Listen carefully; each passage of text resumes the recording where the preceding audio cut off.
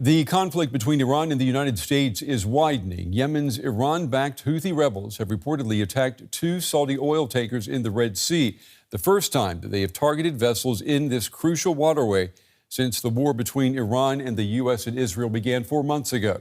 U.S. President Donald Trump says that he holds Tehran responsible and is threatening, quote, major punishment, raising fears that the war could engulf even more of the Middle East. Iranian strikes reportedly launched at US bases in Jordan and Bahrain, the latest wave in a series of attacks between the warring nations. With Iran still holding the Strait of Hormuz in its grip and no sign of peace talks, the US appears stuck in a conflict it says has already cost taxpayers nearly $40 billion. The problem with Iran is every time they make a deal, the people that are in charge there, they either break it or they want to change it. So it looks like they're not ready to make a deal. So they're going to continue to pay a price. And every night the price gets higher and higher and higher. Even so, Iran's citizens express approval of their country holding out against the US, which they call the aggressor. Although we are under tremendous economic pressure and people are facing serious hardship, we're prepared to endure it. Let the Strait of Hormuz be closed. Iran has now reached a point where, if its interests are not taken into account, it will no longer accept anything. Indeed, the conflict appears to be widening after Yemen's Iran-aligned Houthi group doubled down on threats to close Red Sea shipping lanes through the Bab al-Mandab Strait. The group attacked 2 Saudi Arabian oil tankers that they said had violated the naval blockade on Thursday, with one reportedly set ablaze. The US says the Houthis were wrong to have gotten involved. You know, the Houthis largely were smart and stayed out of all this throughout the conflict, but they now apparently have gotten themselves suckered into this, going after Saudi Arabia and their ships. With military strikes now being conducted across the Middle East, prospects of ending this escalating conflict appear to be growing more remote.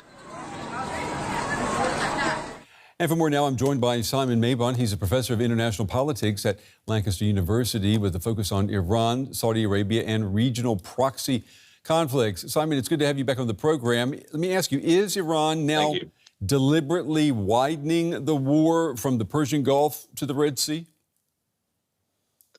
Yeah, it certainly looks that way in terms of opening up of this new front. The Houthi closure of the Bab al-Mandab goes alongside the Iranian closure of the Strait of Hormuz, and with the involvement of the Houthis, which has taken some by surprise, given that it's almost 6 months into the conflict before they've been directly involved. It seems that they are now saying we have this extra reach. We are not just restricting the theater of operations to the Persian Gulf, to the Strait of Hormuz. We're able to expand our influence beyond there, to include the Houthis, obviously to include Hezbollah, and also to include the Hashd al-Shaabi in Iraq. Yeah, Iran is often described as controlling the Houthis. The Houthis say that they act independently. Is this an Iranian operation, or are the Houthis using this war to pursue their own fight with Saudi Arabia? Well, the Houthis had a thaw in their relations with Saudi Arabia. There was a bit of a ceasefire, a thawing of relations between the Houthis and the Saudis over the past couple of years. But there's certainly no love lost there between the Saudis and the Houthis.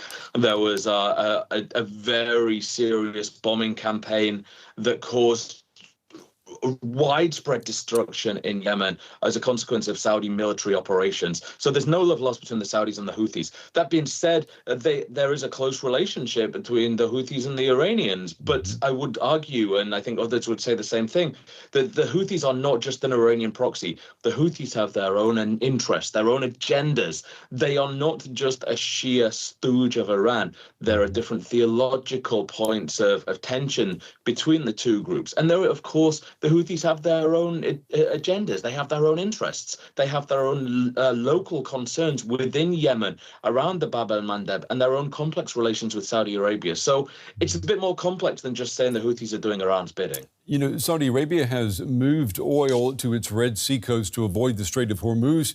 Have the Houthis, have they now exposed the weakness in that plan by threatening both routes? Well, I'm not sure about weakness as yet, but certainly the potential vulnerabilities in the sense that the Saudis are trying to circumvent the strait, circumvent the violence, circumvent the blockade, and using the Red Sea as a mechanism to get oil out. That could be either via the Bab el-Mandeb or through the Suez Canal. But I think the sheer violence that we're seeing in the Bab el-Mandeb now, that we've seen previously, of course, in the past half decade or so, has shown that the Saudi attempts to get oil out are vulnerable. They are hostage to fortune of regional affairs. And I think that's why the Saudis themselves were pushing for a pragmatic engagement with Iran back in 2023, and indeed working towards it in the years before that. They sensed the potential vulnerabilities of geography, of their own geography, and wanted to try and get a more pragmatic form of stability across the region. You know, the Houthis say that they have attacked 2 Saudi tankers. We know that one strike has been confirmed, the second has not. But has the threat already worked if ships turn back and insurers raise the cost of using that route? Well, we're already seeing the price of oil shoot up. It's hit over $100 a barrel again for the first time in a while now. Of course, we're seeing insurers putting their prices up with regard to the cost of covering the costs of shipping going through these areas. And so that, of course, is going to be passed on to the end user, to the consumers around the world. We're seeing petrol and diesel prices going up dramatically, around 10% here in the UK in the past 4 days. Mm-hmm. So it's already being passed on, it's already being felt. And I think that's maybe one of the biggest things that the Iranians have got to use here, the capacity to exert pressure on the global economy in the hope that that will stop Donald Trump and others from pushing further for military action. We saw that it worked previously, but there are question marks as to whether it will work again this time. And we get the sense that this conflict is widening. I'm wondering how much pressure is there on Saudi Arabia to retaliate against the Houthis now?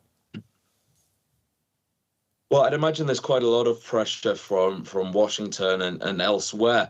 But history has shown that retaliating against the Houthis isn't necessarily going to work. The Saudis were engaged in a devastating bombing campaign of Yemen from the mid-2010s until the early 2020s at the cost of hundreds of billions of dollars.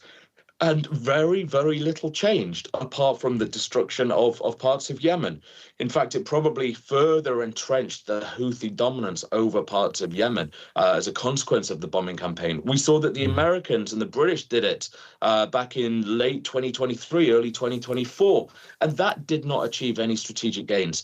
So I think the idea of just retaliating militarily doesn't necessarily mean that any strategic goals are going to be achieved. I think it's going to require far more measured, far more systematic, strategic and tactical concerted efforts to figure out how to resolve this quagmire without other states, other actors being dragged in. Yeah, military actions, certainly what we've been seeing from the United States. The U.S. says that its strikes are degrading Iran's military power, but Iran is still firing missiles. And the Houthis, for example, are opening another front. So is the U.S. strategy, is it really working? Well, I think we got to take the question back a little bit and say, what is U.S. strategy here?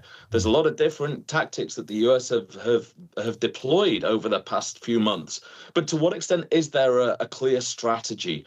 I would argue that we're not seeing a clear U.S. strategy at all. We're seeing a series of different tactical efforts aimed at short-term, small, strategic goals, but without a clear, concerted plan of how to bring about an end to this conflict. And we're seeing the goals shifting, of course, and that has really exposed the vulnerabilities of these U.S. plans and the vacuous nature of them.